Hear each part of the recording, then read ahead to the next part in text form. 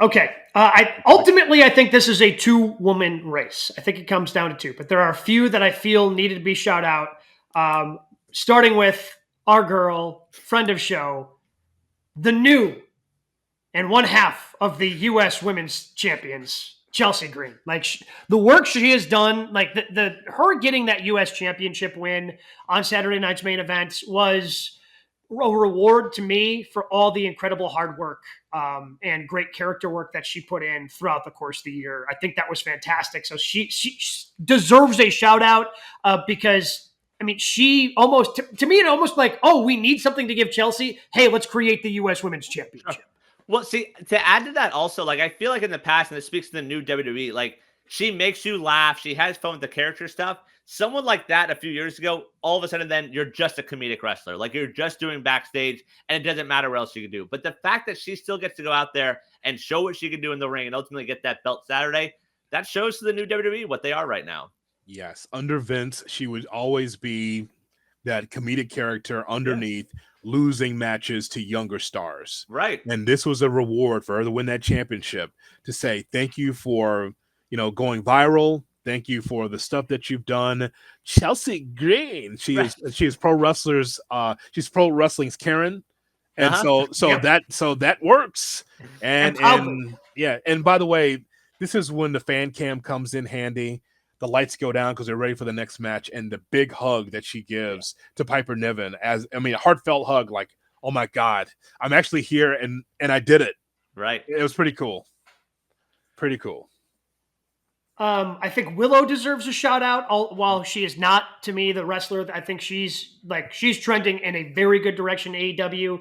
One name I wrote down just because she's been ROH World Champion, and I think you can speak more to it as our ROH guy, Hood. Like, does Athena belong in this conversation? I assume she does, but like Toni refuses to put her on actual television, so.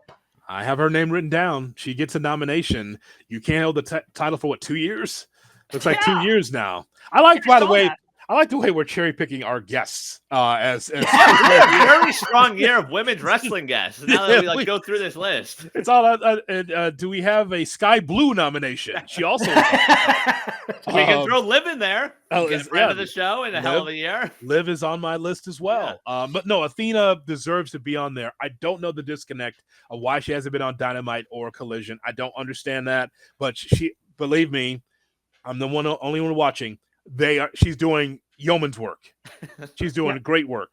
So I can't help you there. I just don't know why she isn't, And no offense to, the other half of the U.S. Women's Champion in Matt Cardona, but somehow he gets more television time. He's not even signed to the damn company. I don't get it. So my other nominations go to obviously Jordan Grace, not just in ROH, but also, TNA, but also in NXT. Jordan Grace has done. I think more and more people understand who she is. She's always been on the indies, and we've known how strong and how powerful she is. But somehow, some way, she's going to make it back to the Rumble in 25. I think she'll find a way.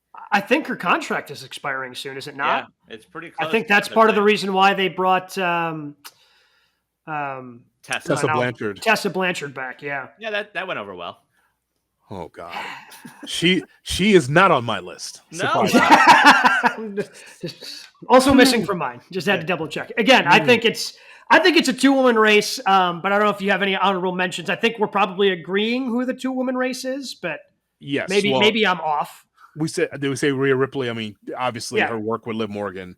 So I think that the race ultimately comes down to: is it Toni Storm? Is it Rhea Ripley? Right. Yeah, I think we have a consensus that Toni Storm, timeless or otherwise, deserves to be female wrestler of the year of GKW. Yeah. Are you fighting? Ooh, looks like Brian wants to fight that one. Rhea would be the only one I fight it with. Yes, I think that's why I thought it was a 2-woman race. Right.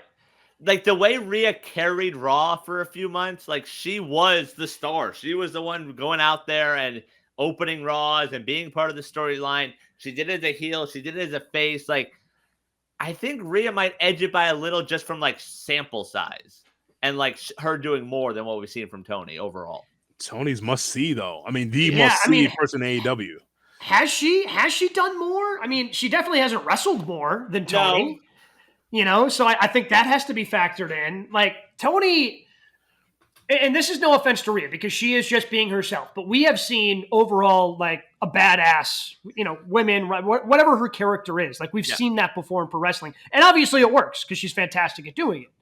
We've never seen anything like Toni Storm and what she did with the timeless character, the black and white. They'd cut the screen in half. She'd be in black and white, her opponent in color, and all the different things that she did. And now, again, I think we have to factor in the new Toni Storm as well. Like the amnesia angle to this whole thing is fantastic. Like I cannot wait to see what she does next. Like she's running around backstage, introducing herself to people like she's never worked there before. Oh, I'm finally all elite. I can't believe this happened. This is like I thought that the timeless character would die and okay, Tony's just going to come back and they'll figure something else out. For her to be able to pivot and still do something off of this it's bloodline-esque. Like I don't think I've ever seen this for an individual character the way that we have seen it for Toni Storm.